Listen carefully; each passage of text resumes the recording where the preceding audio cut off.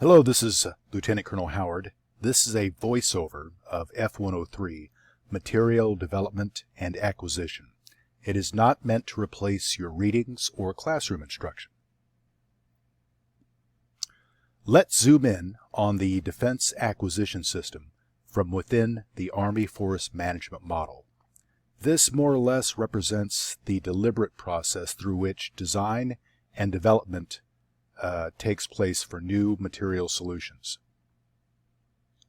So how did we get here? That's right, out of JSIDs and Functional Solutions Analysis, or FSA. Don't worry about this bit quite yet. It simply refers to the type or color of money funding things at this stage. Recall from F102 that the ICD is the validated requirement that puts us on the doorstep of the Defense Acquisition System model. But we aren't quite there yet. Before entering Phase 1, Material Solution Analysis, a Material Development Decision, or MDD, must be made by the appropriate authority. We'll come back to this model in just a little bit. However, before we move on, let's just highlight the words of our former chief. Is this process too complex and costly? I'll let you be the judge of that. Here's what we call the pick-two dilemma. When you are thinking about a major expenditure, how do you balance your desire for good quality, a reasonable price, and delivery as soon as possible? Think about buying a car. Can you meet all three conditions?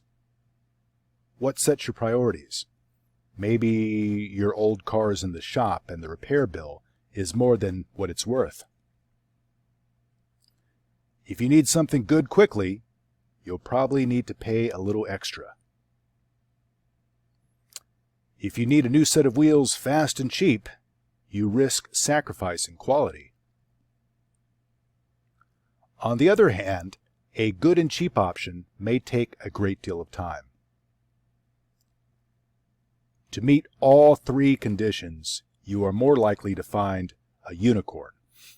I'm not saying it's impossible, but I've never seen a unicorn. So congratulations. You now understand the material developer's job and the basic premises found within the acquisition program baseline. These aspects of the APB are cost, schedule, and performance. Take a few moments to review these 5 takeaways for F103. If you've watched the S'mores video from Defense Acquisition University, you are already familiar with the basics. And by basics, I'm talking about the 5 basic phases of material acquisition. Just remember that we are focusing on the deliberate acquisition pathway. However, there are more rapid pathways to meet the needs of combatant commanders. You've seen this diagram before. We've arrived here at the Defense Acquisition System. As a reminder, the DAS is an event-driven process. Each phase requires reviews and decision points that authorize entry into the next phase of the model. To truly understand the defense acquisition lifecycle, all you really need to do is memorize this diagram. Okay, well, maybe not today, maybe not ever, but for all of us non-FA50 types, let's just agree that aligning the linkages between needs, gaps, and solutions can be very, very difficult. This slide highlights several important acquisition terms. These and more are covered in your F103 RA reading. You'll need to be familiar with these terms to understand how the basics of material acquisition work. So, we've already discussed these terms in our previous lessons. Note how the CDD includes the necessary language needed to give material developers what they need to proceed into the EMD, or Engineering, Manufacturing, and Development phase. Key performance parameters, or KPPs, are those system attributes considered most essential for an effective military capability. Failure to meet a CDD KPP threshold can result in the reevaluation of the selected system, program reassessment, or even termination. The acquisition program baseline consists of the concept baseline, the development baseline, and the production baseline approved at milestones B, C, and full rate production, respectively, FRP. The purpose of the baselines is to enhance program stability and to provide a critical reference point for measuring and reporting the status of program implementation. Each baseline contains objectives for key cost, schedule, and performance parameters. Acquisition categories, or ACATs, fall into 4 basic designations: ACAT 1, 2, 3, or 4. Title 10, Section 2430, identifies dollar criteria for determining the ACAT of a potential program. The ACAT designation determines the level of review and who will make milestone decisions. The purpose of this slide is to orient you to the basic defense acquisition system model for major capability acquisition. All services use and comply with the regulations that govern it, and establish service acquisition regulations when required. The latest version of DODI 5000.02 introduces 6 acquisition pathways describing multiple acquisition approaches that provide capability to the user, while capitalizing on advanced acquisition methods and improving the DoD's ability to benefit from commercial innovation. Your readings explain the 6 pathways, and we'll talk more in class about what happens in each phase. Material solutions analysis, technology maturation and risk reduction, engineering and manufacturing development, production and deployment, and operations and sustainment. Here's a more comprehensive view of the entire adaptive acquisition framework. Hey, we just talked about the major capability acquisition model.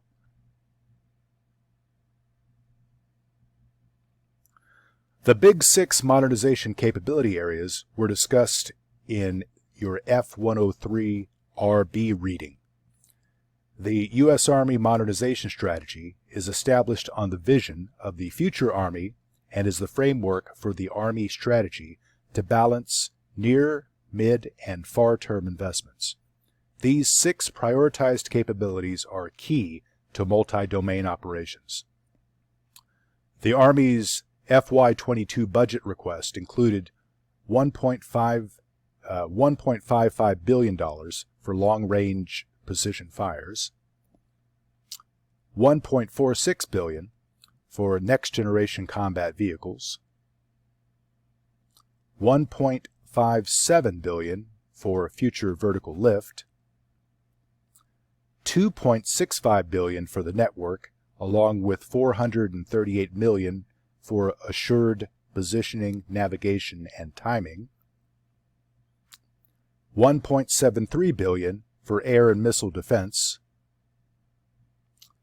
$1.5 billion for soldier lethality, and $367 million for the synthetic training environment.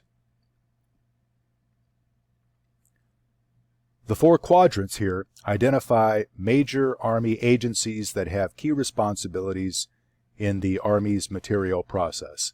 You should be familiar with these from your F103 RA student reading. This slide focuses on the Army players, as expanding to joint DoD and other services agencies would consume too much time. This first quadrant displays the Assistant Secretary of the Army for Acquisition, Logistics and Technology, or ASALT. The ASALT is the Army Acquisition Executive. The ASALT is the principal acquisition official in the Army.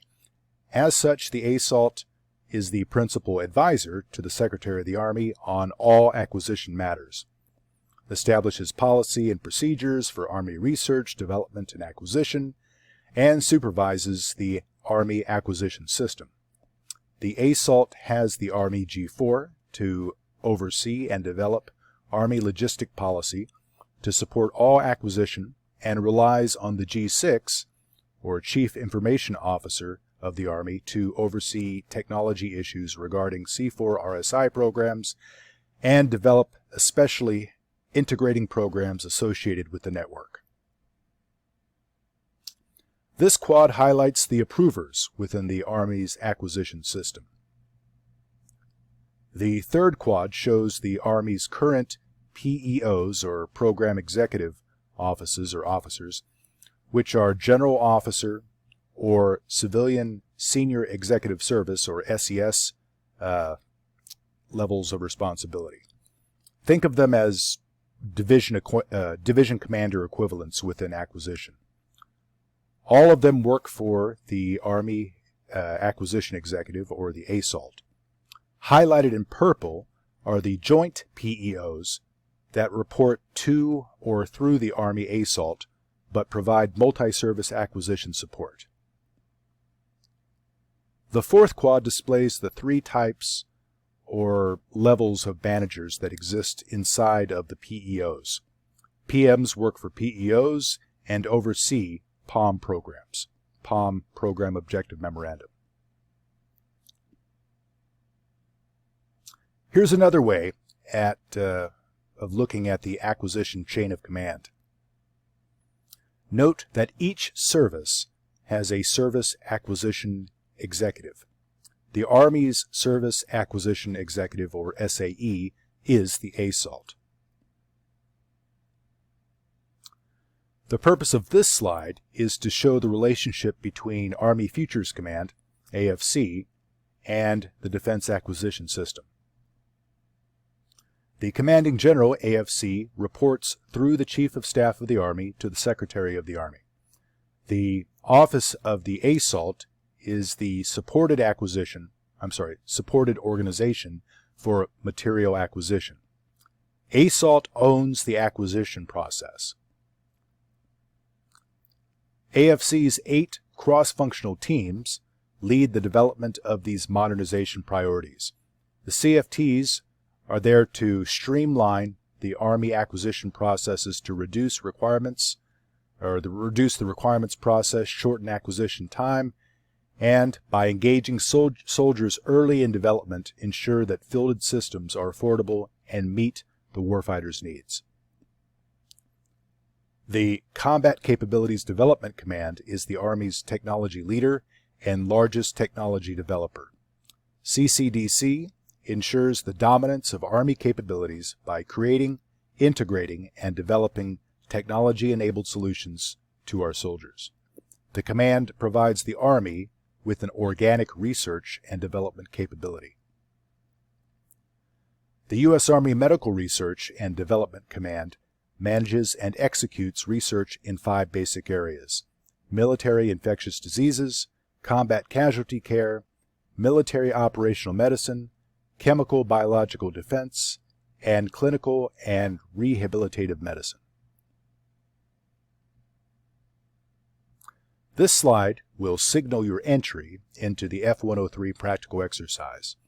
Today's U.S. Army's combat capability is a result of the acquisition of the Big Five: Abrams main battle tank, Bradley fighting vehicle, Apache attack helicopter, Black Hawk utility helicopter, and the Patriot air defense missile system. There are a couple of non-Army systems. Can you identify them? Okay, this has been a short overview of F103. I hope that I've given you enough to focus your studies. Thanks.